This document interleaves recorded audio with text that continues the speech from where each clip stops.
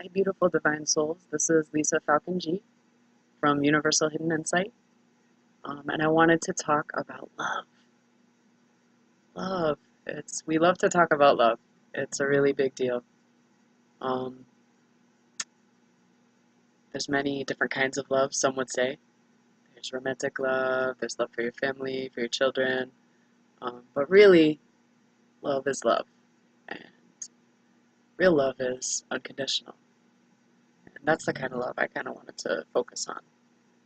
I've been incredibly blessed with some incredible people in my life that have truly been able to help me understand what that feels like and what that looks like, what that sounds like, that unconditional allowance of the fullest expression of who another person is, and an understanding that we're mirrors of each other, that we're reflecting one another. To be able to kind of ascend to that level of awareness and to be able to look at another as you would yourself, or to look at yourself as you would another, and have that kind of unconditional love is incredibly powerful, and it's one of the greatest healing things in the world. As I've gone through my spiritual journey, which many people are doing these days, a lot of people are on a journey of self-discovery, um, people that are religious, people that are veering away from religion, people that are more scientific. We've been really, I think, fortunate in that science has now started to validate a lot of things that were once considered metaphysical or spiritual, or, you know, just kind of in the realm of hippie folklore, whatever you want to call it. If you look at quantum physics, that's a huge field which is just starting to break down our understanding of these elements that make up everything. So, we have our bodies, which are made of cells, and cells, which are made up of atoms, and atoms, which are made up of quantum particles. And these quantum particles behave, in some pretty peculiar ways. They can disappear and reappear. They can exist in two places at once simultaneously. Um, they can become entangled, and that no matter how great of a distance or any space between them or time, what happens to one particle would affect the other. So, it brings you to the consideration of what is, how are we operating if we're made up of these quantum particles? Might we also be existing in the same way? And if you get really technical about it, we're all just, biophotons that are fluctuating at millions and billions of vibrations a second. There's no such thing as matter in this hard, dense material sense that we think of it. Everything is energy, and they say 99.9% of everything is empty, but it's not empty. It's filled. It's permeated with these energies. So it's a whole interesting realm, and I wrote a lot about this in my book, Universal Hidden Insight, which I'd love to have anybody who's interested come and check out. It's a great book as a starter book to kind of get you into a lot of these concepts. But getting back to love, self-love is incredibly important as you go on your journey. I think you have to be very compassionate with yourself and realize that you're going to go through a lot of stages, and some of those stages can be very uncomfortable. And if you can maintain a kind of awareness of yourself, and it's been guided to me that if we can kind of step back from some of the emotions that we're feeling and observe them, kind of have the standpoint of just witnessing what you're experiencing, all these emotions that come up and what's causing them, and kind of trace them to their roots. That can really become a healing force for you. Love is what everything is, and most anybody who is spiritual will come to a place where they will have this understanding that it's all about love. And that's what we are. That's our original state. And for anybody who does believe in God, or if you don't, resonate with that word, that's okay. For me, I like to say universe. I think that feels a little better, or source. But I love to say different things. The divine, you know, the beloved. Um, it doesn't matter what you call it, right? A table in many different languages is going to be many different words, but a table is a table, right? And we're still seeing the same thing and experiencing the same thing through our own filters. So I think we shouldn't get too hung up on the words of it. It's just our understanding of it. But so from my understanding of this higher aspect of us is something not separate from us, but something that's within us.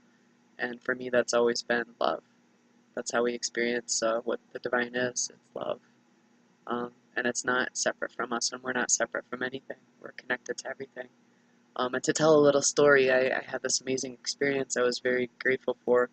Um, I don't know if anybody out there has done a sensory deprivation tank, which sounds like, oh gosh, that sounds like torture, right?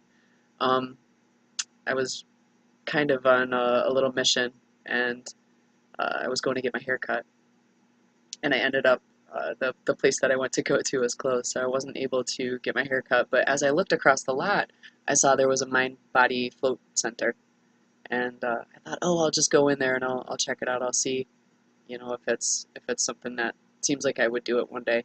And to be honest, I was really nervous. I had a lot of apprehensions. I thought, oh wow, I'll feel claustrophobic. I won't like being in a tight little space. Like, what if I can't control it? What if I get in there and freak out? And I think a lot of people might feel like that as well. Um, but when I went in there, I just got this incredible sense of peace. And I talked to the guy a little while. I had a couple questions, and I said, you know what? I want to do it. So he walked me back, and it's a beautiful, nice little private room. It's very, very clean. Um, the tank is about 3.5 feet diameter or so, maybe a little more. It's about 8.5, 9 feet long, so it's enough space for your body. It's nice and warm in there. It's not cold. It's not hot. The water is actually room temperature or body temperature, so it matches your body. And it's salt water, and it's so salty, in fact, that you can, as soon as you lay back, and this was the first sensation that I had when I had this experience, is once I got in and the light goes off and the door gets closed, I laid down in this water and I started floating, and I experienced complete weightlessness.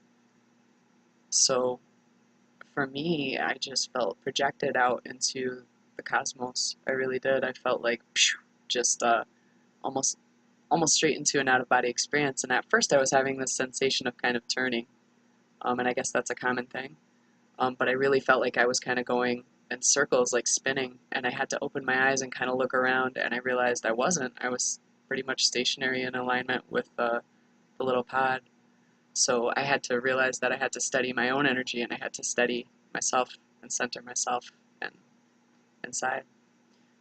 I think when you do an experience like that, it's kind of like going into a cave, and there's lots of different methods to do this, but it's a method of going within yourself, and I think that this is a tremendous way to have an experience of oneness, which is always going to lead you into love. I had an intention when I went in that I was going to try to commune with the highest aspect of myself. Again, some would call that God. Some feel that that's disconnected from them, but for me, I feel it's very much connected to me. So I started having all these intense realizations that, you know, I was not my body. That's the most obvious one. I realized in this weightless, sensory deprived state, I'm not my body. I am not my foot. I'm not my hand.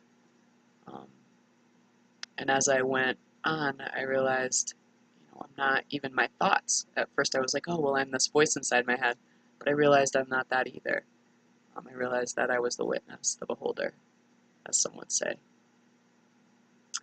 And as I continued to kind of have this conversation with this higher aspect of myself, or just allow these dialogues to occur or come to me, another thing I realized is we're not just, a lot of people in spiritual communities will say, you know, we're like sparks of the divine. We're all pieces of the same whole, which is true. But I realized we're not fragments of it, we're fractals of that. And what that means is that we're not just a splinter of it, you know, just part of it.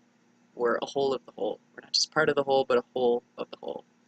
So in a fractal, it contains every aspect of the blueprint of the whole within it, no matter how small it gets or how far out it goes. So that was a really interesting little piece. I also started to select to choose, as I was realizing, I'm not my body, I realized, even if I was a tree, I wouldn't be the tree. That's just like an expression of me, my expression, but it's not what I am.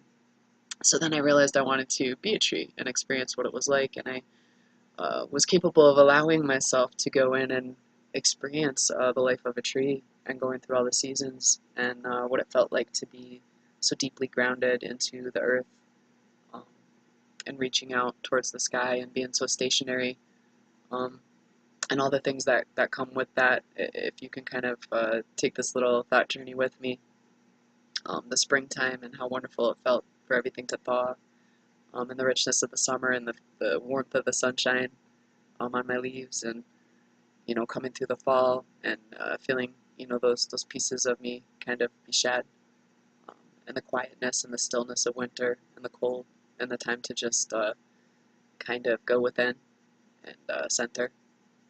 So it was really profound. I experienced several other uh, little mini carnations. I experienced being a dolphin, kind of bouncing through the waves. I experienced being born as a baby elephant. I know that this all probably sounds a little out there, but you can take your mind any place that you want to, and it's what you want to take out of it, and it's what you want to take back with you. So for me, these were really important experiences that were allowing me to have a deeper understanding of what we think of as far as who we are and what that means.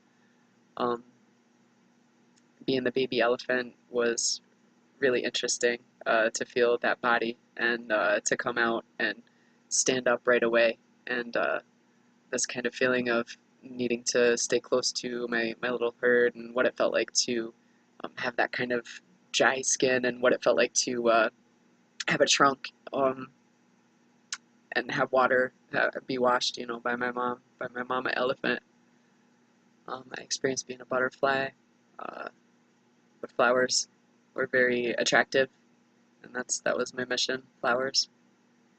And I also experienced being a flower coming up from a seed through darkness, and not even really knowing which direction was what, but you don't even really do anything, you somehow ended up pointed towards the light, and a crack breaks through, and you push up, and there you are, emerging into the earth and into the world, and you just kind of unfold, and I was just watching these branches of myself unfold, and these flowers come out.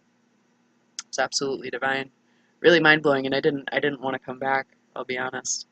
Um, but definitely what I brought back with me from that, one singular experience. I've had many really incredible experiences, and that's been mainly because I've self-elected to do those things. I've sought those things.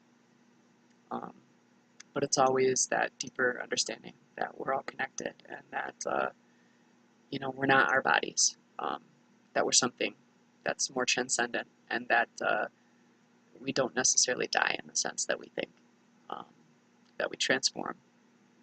And our true essence is absolutely love and reaching for the light. We're light and we're love, and those to me are the same thing. So I truly appreciate everybody taking this little journey with me. I want to try to keep these videos moderate length. I don't want to lose anybody, at least in the beginning. I might start doing longer ones as we go. But if you'd like to check out more of my work or more of the things that I've written about, I have a pretty big spectrum of topics that I cover, from consciousness to politics to world issues to quantum physics, obviously. But you can go to universalhiddeninsight.weebly.com. I've got a lot of great stuff on there. And until next time, you're deeply, deeply loved. We are all connected. I hope that you feel that every moment. We're all incredibly blessed. Spend today taking as many opportunities as you can to show that love to yourself and to others.